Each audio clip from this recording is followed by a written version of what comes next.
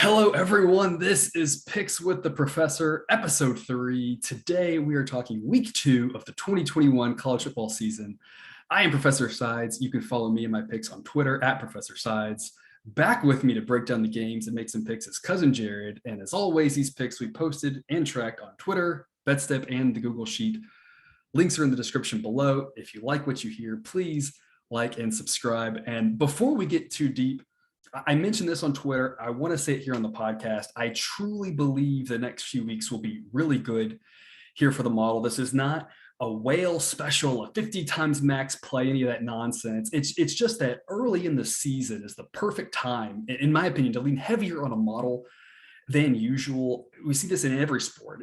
The model does a better job at calibrating all the information that's happened than our brains can. Cousin Jared, I don't know about you. I watched a lot of college football this weekend. I feel like I saw 10% of what happened. A model has to do a better job than we can of figuring out all the stuff we took in this last weekend. Am I right? Yeah, you're definitely right, because I definitely fall into the camp of I promise I will overreact. So we may even see some of that in my picks. So I'm confident that the model won't do that, though. So I know that it has some strengths that I definitely don't have. Exactly. And that's kind of the thing is, some people overreact, some people underreact, and it's really hard to find that true balance. And it's not that the model's going to be perfect on every one of them, right? It's just that on average, it's going to do a better job reacting appropriately than you and I would. Right. So a quick recap. Last week, the model again went 500. It went 17-17 for the season. It is 19-19. Cousin Jared, 6-4 last week, brings your record to 8-4. Kudos to you. Jack starts off 4-4. So everyone positive or 500 early in the season. So a decent start. Let's get right to week 2. This week, all lines courtesy of Circa Sportsbook. And we got to talk about Friday, right? There's no Thursday game because the NFL season opener. Friday, you got 2 games. You've got Kansas at Coastal Carolina. You've got UTEP at Boise. But look, you shouldn't watch either one of these games. You shouldn't bet on either one of these games. I mean, they're going to be ugly. Look, go spend some time with your family or your friends, or if that's not your game, go watch a movie, binge your favorite show, do something else with your time. Yeah. What are you going to do with these? Yeah, this is the guy who wanted something called Mountain West Corner in the podcast, and I can't even get excited about Boise State playing a Friday night game against UTEP. So I think that tells you all you need to know. Exactly. UTEP and Kansas are both bad. I will tell you, FYI, the model has the slightest lean to both underdogs, but I don't recommend playing them. And here's why. Kansas, they're maybe only one of the season. They rushed the field last week. How are they going to come out? Who the heck knows? Boise, after last week's heartbreak, how are they going to come out? They may be up 30 at the half after what happened last week, and they may not take their foot off the pedal after that game. So, I mean, this is one of those where the model kind of likes the dogs, but man, the eye test says just run away from those. The favorites could kill them. This is just a complete stay away on those Friday night games for me. Yep, completely agree. Yeah. So Saturday, we've got 7 games we're going to discuss in a little bit more detail. Then we're going to do kind of a rapid fire section before getting out of Dodge here. Try to keep this as short and sweet as possible. We're going to start off with Wyoming, who is a 6.5 point favorite at Northern Illinois. Should be a great game between 2 mid-majors. Where is your head at this one? So when I was doing my research for this, I knew Wyoming liked to run the ball. They like to keep it on the ground. The clock runs a lot with them. So I went back and looked at some of their games. And since 2018, and I chose 2018 because that's the year that that's first year post Josh Allen being the quarterback. Not like it really changed much. But 59% of all of Wyoming's games have gone under 44.5, which is the total on this game currently. If you exclude Power 5 opponents from that, 68% of their games have gone under 44.5. And here's the one that really sold me. In the 6 non-conference games against other Group of 5 or FCS schools, here are the totals from those 6 games: 35, 37, 37, 45, 36, 31. So when Wyoming has the physical advantage or is evenly matched and can do a pretty good job of controlling the tempo of the game, they drag it out and they make it as ugly as possible. For me, this feels like, 15-17, 16-13, something like that. So I am going to endorse the under 44.5 on this game. All right, those are some really good nuggets there, and really surprising in that what you see a lot of teams do when they have an advantage like that is they actually want to run more plays, right? The theory being we're a better team, let's run more plays. So it's interesting that you found that nugget that Wyoming goes a little bit the other direction and say we're the better team and we're going to manhandle you. We're not going to try to run it down your throat, air it out type thing. We're just going to beat you into submission. It sounds like they're looking forward to those games where in the fourth quarter the defensive line for Northern Illinois is completely wiped out and they're just able to get 5 yards a pop and just drag that thing through the entire game. They just want 3.5 yards to play. That's all they want. It should be an interesting game, should be a close game. You're not really selling me on the excitement of it, though, that's for sure. Yeah, well, maybe we'll add some excitement. I may reference back to this game later on, so just don't give up hope quite yet. Okay, no model play for me on this one, but Cousin Jerry there is on the under for the Wyoming Northern Illinois game. Next up, we have Rutgers, who is a 2.5-point favorite at Syracuse, and boy, Rutgers. I'll let you start off, but I have some things to say about Rutgers. I'm curious where your head is on this one. Well, okay, please do, because I think we're going to discuss Temple later. So give me some good. You might give me some good information when we're discussing. There you go. Yeah. So Rutgers minus 2.5 at Syracuse. So for me, this just feels like two programs that are headed in the complete opposite directions.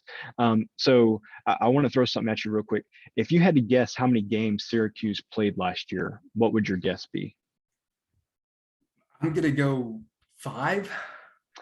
They played 11 games last year. 11 games. Wow. I just figured most teams up that way played like 5, 6, 7 games, Yeah. 11 games. ACC, they played 10 ACC games plus Notre Dame. And they didn't win very many of them, did they? They won 1 game, I believe. Since their 10-win season in 2018, they won 3 Power 5 games in 2 seasons against Duke, Wake Forest, and Georgia Tech. And I definitely feel like this Rutgers team I know they're better than the Duke team was last year or 2 years ago, and the Georgia Tech team last year. Wake Forest, last year or 2 years ago, maybe a little better than this Rutgers team, but not by very much, if at all. And on the flip side, there's a lot of positive momentum with Rutgers. Blew out Temple. I'm sure that you have some things to say about that. I was going to allude to, but blew out Temple last week, 61-14. Similar to kind of the comments that I made about Brett Bielema during week 0. Schiano knows what he's doing here. Different conference this time, probably not going to have the same success that he did before, but he kind of knows the lay of the land, and I think he's really got this team believing in itself. So I'm going to take the opportunity to lay the 2.5 points with Rutgers on the road. I think even though they're based in New Jersey, I think this is a win New York type game. He's going to build it up. Schiano's going to build it up that way. So I have no problem laying the 2.5 points with Rutgers. Yeah, this is an interesting case. I'm on the other side here. I'm on Syracuse, and just to reference, last week we had 2 games where we differed, and we split those 1-1. We have a couple more to, in this week. It's going to be interesting. This is a classic case of everything you said makes sense. I'm nodding along with you. Logically, I think Rutgers is a solid pick. The model says Syracuse. You can't say the model's right or wrong based on the results of one game, right? So who knows what will happen here? I think what the model's picking up on is more of an overreaction to Rutgers' win last week. It's not so much that anything that you said is wrong. It's not that I do have Rutgers as the better team, just not by 2.5 on the road. It's picking up on just a little bit of an overreaction. And that Temple game, I tweeted about this. Temple had a kickoff that they fumbled. They had an interception that was returned to like the 2. They had an interception that was returned to the house. They had a safety. I mean, it was one of those where Syracuse, if you saw the stuff on Twitter, Syracuse had some crazy ratio of points per yards. It's like impossible to, Rutgers had points per yards. It was impossible to replicate. Yeah. In that game. I want to say there were 5 or 6 touchdown drives less than 30 yards or something like that. Yeah. And so again, it's not that, Syracuse is good. It's just there's a little bit of an overreaction here to the score line of that game for Rutgers. So I'm on Syracuse on that one. Again, probably not one that you want to watch. There's probably other things that are more interesting to watch there than that one, but it should Yeah, be close at least, which might be fun for some people, right? yeah, exactly. Next game, we've got Air Force -6 at Navy. Where are you on this one, Cousin Jared? So I love watching the service academies play football. This is near and dear to my heart. Army, Air Force, Navy, just about any game. Like every time that I was analyzing, like, do I want to change my cable package? The first thing I checked was, does it get CBS Sports Network so I can watch Right, Army because and there are a Navy lot of games? those. Yeah, yeah. Yeah. So near and dear to my heart on this one. And I think you're going to be shocked at my play here. I have been sucked into the trap so many times of bet the under in these academy games. They keep the ball on the ground. Nobody ever throws. Just blindly play the under, and you'll usually come out ahead. But as Lee Corso would say, not so fast, my friend. I could not believe when I started digging into the numbers here. So right now the total is 40 and a half. I believe it opened around 44 and has dropped all the way to 40 and a half. So everybody kind of had the same idea that I did. But let me read you the totals for the past 10 years of this game. 69, 49, 38, 51, 44, 42, 93, 42, 59, 47. So only once in the past 10 years has the total been below the line that's currently at 40 and a half.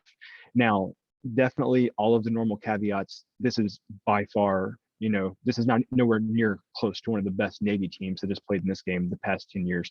Probably not one of the better Air Force teams either. But there always seems to be a big special teams play, a big defensive play that, pushes up the total maybe a little bit higher than you would have thought. So I have no problem with taking the over here.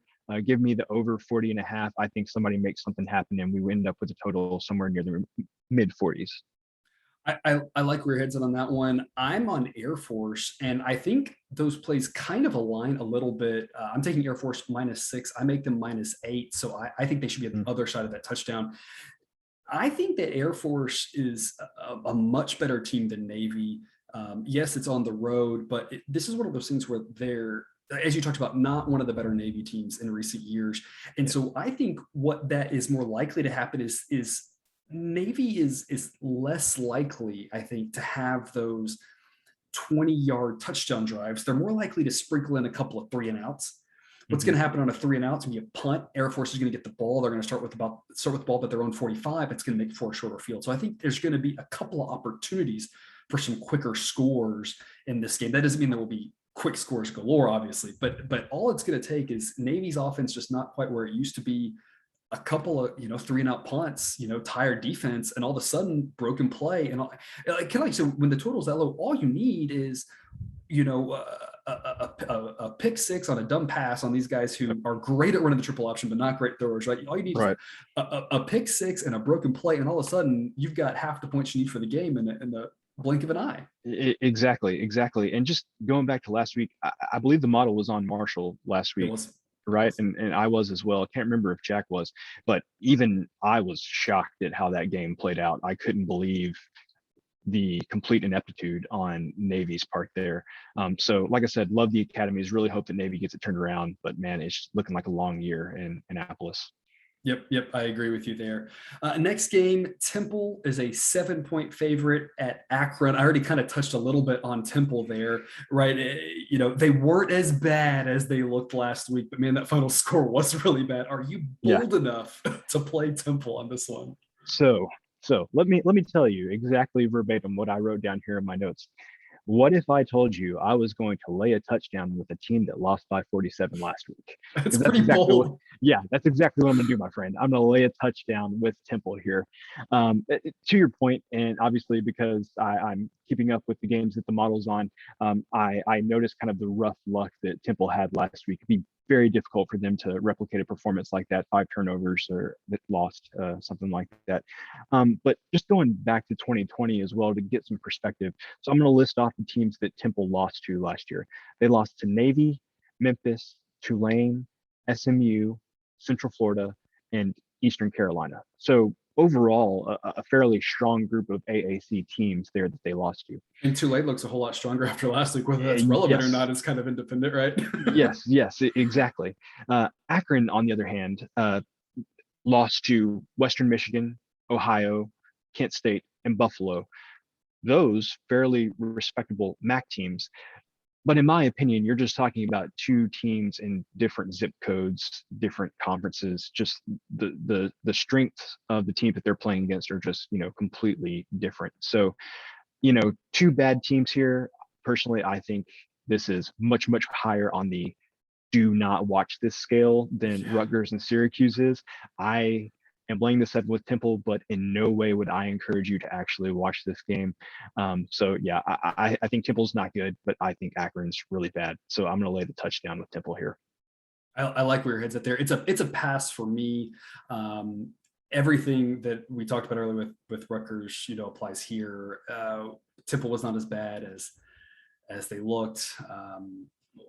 Is the model reacting appropriately in one case or the other? Again, it's hard for me to analyze as a human. I'm trusting that the model is allocating the skill and the adjustments where it should. So that leads me to fade Rutgers, but not back Temple. I like it just because if I were to fade Rutgers again and take Temple again and both were to lose, that would just be really devastating. So if nothing else, is nice for me to not have to worry about this one.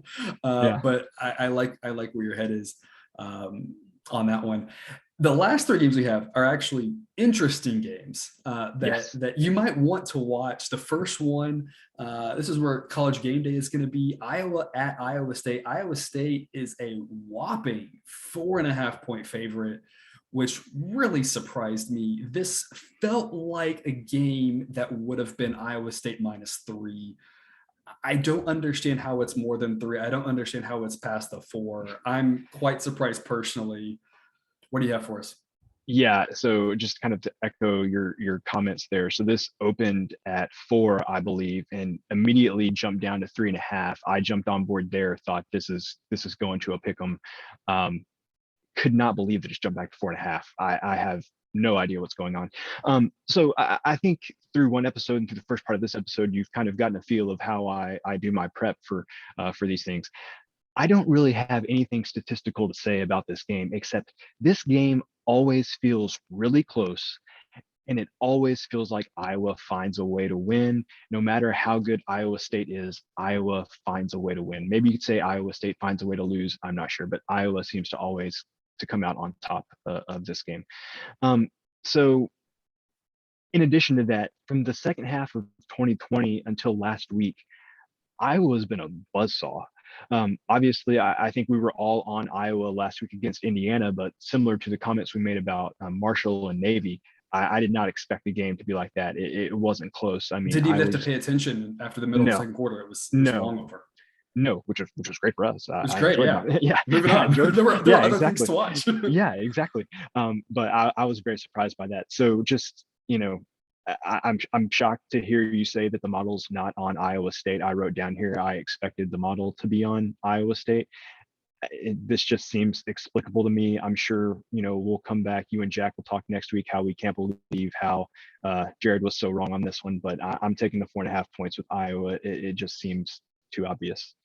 No, and from a logic standpoint, I think that totally makes sense. This is an interesting case, actually, where the model likes Iowa State. It really respects them. It thinks they're good. I think they're going to have a great year. The model loves Iowa. The model thinks that Iowa should actually be favored in Ames, which is a little shocking to me. How much the model loves Iowa. We'll talk a little bit later, very briefly, about Wisconsin. Most of the advanced metrics love Wisconsin, right? Mine doesn't love Wisconsin, loves Iowa. I don't quite get it. But this is actually a case where it's a no play for me. And here's why. The model is so far off from the spread. It enters a zone where I've tracked this, over the last few years here. And it's the idea that when you get to these giant edges, it becomes a mixture of there really is a huge edge here, and there's something that the model is completely missing, and you just want to stay away from it. And I don't know which is which. I don't really have a way to know which is which. And so, as a general rule of thumb, when I have these edges that are so crazy, I just lay off of them. And so, this is an interesting case where the model leans your way and says Iowa, but it says Iowa so much it makes me scratch my head and say, I think I want to avoid it personally. Logically, though, everything you said makes sense. This game seems to be a 2-point game every year or a 1-point game. This is one of those. Yeah. Didn't a couple years ago, wasn't this one of those games had lightning in the middle of it? And then there was like a botched fumble and like a mixed extra point or something. And like it was like 18-17 or 17-16. Yeah. I feel like that's the, maybe a 24-21 or something. And I always say it's got more offense than some of those teams, but getting even 4 to me just seems like a steal on this one. Yeah, and after how both teams played last week, I mean, I know that's kind of Iowa State's MO to come out really slow in those non-conference games like that, but it just I don't get it. Again, I'm sure you and Jack will be discussing my folly here next week, but I'm taking the 4.5 points. Hey, like I said, logically, I'm with you. I think this is another game where anything could happen if you're a money line type of guy or gal. Money line's not a bad play either because this is a complete coin toss. Anything can happen. So I think there's a lot of value there, even though it's an official no play for me. Like I said, I agree with you there. Next, we've got Texas is a 7-point favorite at Arkansas. What you got for us on this one, Cousin Jared? So 2 things quickly here. So Arkansas getting 7 points. At that number last year, they would have covered every game except against Georgia, Alabama, A&M, and Florida. So in the games against So in the games against these non-top tier teams, they really found a way to hang in there and won some games they probably shouldn't have last year, but it was always kept it really, really close. So to me, that's a good enough reason to do that. But I also wanted to pose a question to you here. So I know that you have family who went to the University of Texas. So I want to ask you, how big do you think this game is for a University of Texas fan, not only from, maybe their current situation with the new head coach, but also from the perspective of the kind of historic nature of this game? Yeah, it's a great question. I think the older Texas fans are in on this game. They are, Arkansas and OU are the 2 rivals that they grew up, hating and maybe somebody that you were very closely related to. Exactly. Yes. So my father's a UT alum, and those would be the 2 that he grew up. When he went to school at UT, those were the 2 big rivals there. So the older fans get to care a little bit more. The younger fan hasn't played Arkansas in a long time, or just a random non-conference or random bowl game. The younger fan could care less. I think it's an interesting question to think about because I know where your head's at going on this one. I think being in Arkansas is a little bit different than if it's in Texas, right? If that game's in Austin, you might have a little bit of a crowd letdown of, are the people really into it? So to me, it's maybe a little bit less about the alumni base or the alumni base that might go to the game, just what sort of pressure is on, the new coach and, pretty big win last week, right? And how the expectations are and how that plays and how they're going to do on the road versus how the Arkansas fans feel about Texas. Yeah. So speaking as an A&M alumnus here, so we've kind of been trying to, and I say I mean Jerry Jones, because he's the one that set the game up. But this game in Dallas every year at the new stadium, about 10 years now or so, right? Yeah. And man, we can't get out of that deal fast enough. Nobody likes it on the Arkansas or A&M side. But anyway, that's neither here nor there. The point is, both sides are pretty lukewarm about the idea of the rivalry. But let me tell you, Arkansas fans do not like Texas. They view Texas as a big rival. This is the game they want to play. We tried to artificially set up the A&M game. That's not what it's about. They want Texas.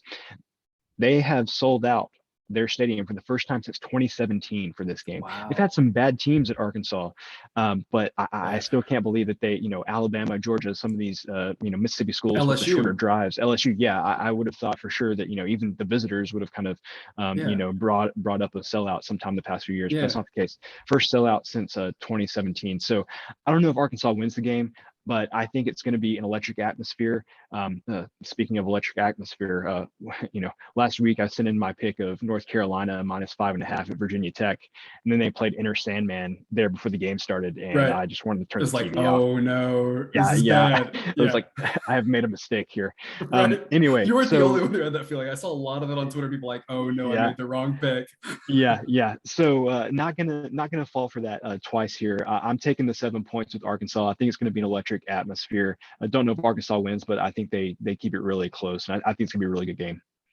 And see, I'm on the other side on this one. You made an interesting point. Last year, Arkansas was able to keep games close other than against the elite teams. My model thinks that Texas is an elite team. Are they? It's really tough to say. This is Texas not back. Texas back. Right, exactly. We should timestamp that one. Texas is back. It's Yeah. something we said. It's tough to say exactly how good this Texas team will be. They have the potential for sure. They've had a lot of coaching issues. They've had a lot of coaches, come in and do one thing maybe really well, but not the total package. Is Sarkisian that guy? It's hard to say. A lot of it has to do with, getting good coordinators, right? Getting good schemes. It's not just about getting the recruits. It's what you do with them. Can they do that? It's hard to say. Right now, the model likes what it sees. It likes some of the young guys who came back last year. They've got some guys offensively who can really make things happen. How will the young quarterback do on the road is a tough question. But, my model thinks that Texas is a really good team, easily a top 15, maybe even a top 10 team. Now, will they finish there? Who knows? But that's where my model has them. And so my model thinks that they are one of those elite teams. And so they should be able to beat Arkansas by double digits. And so I make this game Texas -9. And so that's why I'm laying the 7 with them.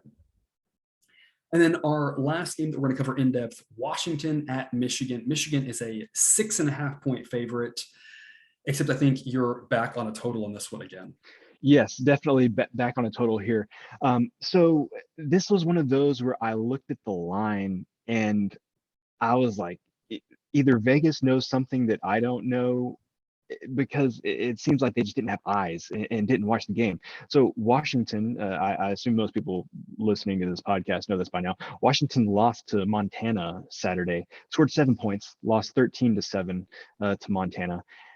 And that wasn't as bad as the score indicated, but they still didn't play well to Montana, right? Because there were some fluky things in that one as well. So it wasn't, but it's one of those things where it's like, it wasn't as bad, but also it's still like, you can't pretty that one up that much, right?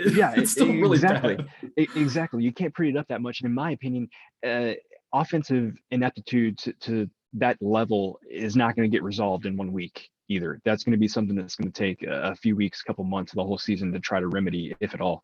And on the flip side of that, Michigan lost its best receiver for the season in this past game, had a knee issue.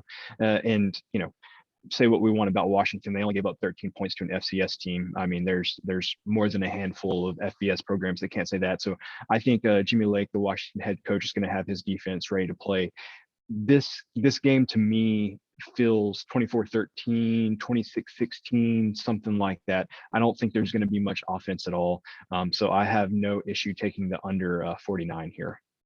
Makes a lot of sense. And I am going to go ahead and lay the points of Michigan. I'm not afraid of this at all. So I'm laying the 6.5. I make this 9.5. It's kind of like you said, it's a little bit confusing why the line is so low. Washington, again, did not play as bad as it looked. And so my model's not giving them as much of a detriment maybe as our eyes would like to. But still, I think this is Michigan's game to lose, even with the receiver out, factoring that in. They should still win this game by double digits, in my opinion. Any of those score lines that you said makes a lot of sense to me. So I'm going to lay the 6.5. I'm kind of thinking, like I said, I think maybe like 24-13, something like that, I think makes a lot of sense. Okay. And so that covers the 7 games we're going to talk about in depth. I'm going to rapid fire you the other plays that the model likes. And again, as a reminder, these will all be listed on the spreadsheet. They're all tracked in BetStamp, and I will post these later on Twitter in case you missed them. And then Cousin Jared will give you an opportunity to respond once I read all these off. The first pick, I'm going to take Virginia -10. They're playing Illinois. I make that Virginia -11.5. Quick note on Illinois there, they had the backup quarterback, situation last week with UTSA, but they scored points. That defense is just bad. It really makes you wonder about Nebraska and what the dumpster fire is there. We talked about that on our first episode. I think you should lay the points with Virginia. Army, -6.5. I'm laying with them. I make that -9 against Western Kentucky. Tennessee, I'm taking +3.5 against Pittsburgh. I make that +2. And again, I faded Tennessee in their opener against Bowling Green, and that got us to the window. But now I'm on Tennessee here, getting over a field goal. Toledo, +17. I make that only +13.5 against Notre Dame. The model does not take into account any letdown type scenario, but you have to wonder if there's a little bit of a letdown after that amazing game against Florida State. If that's one of those maybe slow starts, if you're a first half kind of guy, maybe look at a Toledo first half play. The model likes Toledo +17 there. TCU -10.5. I make that -13.5, taking them against Cal. And look, maybe you should just blanket fade the entire Pac-12. I don't know, just something to throw out there, right? And so I like TCU there against Cal. Cal just broke our hearts last week. They got out to a huge lead against Nevada. All three of us were on Nevada. And then that game just fell apart. Yeah. So I'm hoping for the same this week, Cal. Hope it fall apart again for me, right? I'm taking TCU there. Bowling Green, I'm taking them again. Good teams win, great teams cover. So let's stick with Bowling Green. It got us to the window the last week. I'm taking them +15. I make that game only +13 against South Alabama. Appalachian State, I'm taking them +9.5, as I make that game only +6.5 against Miami. North Carolina State, -2. I make them -3.5 against Mississippi State. Just a side note, Mississippi State, we talked about this a lot with some other teams, not as bad as they looked. They outplayed Louisiana Tech. It was not as bad as the score indicated. However, I still think that North Carolina State is not getting enough respect. That's one of those things where I think people in general give the SEC a little bit too much of a pass when they struggle early on. It's kind of like, oh, whatever, it's still SEC. And I think they're just ignoring what happened last week. And it wasn't as bad as it looked, but I don't think Mississippi State is that good. Yeah, and I watch a lot of SEC football. I can't figure out Mississippi State, especially since Leach has been there. I know last year was weird because of COVID, but just cannot figure them out. Yes, it's been very, very up and down for them. Eastern Michigan +26. I make them only +22 against Wisconsin. I mentioned that earlier, right? A lot of advanced metrics love Wisconsin. My model can figure out that they don't like scoring points very much. And so that hurts them in winning football games. Yes.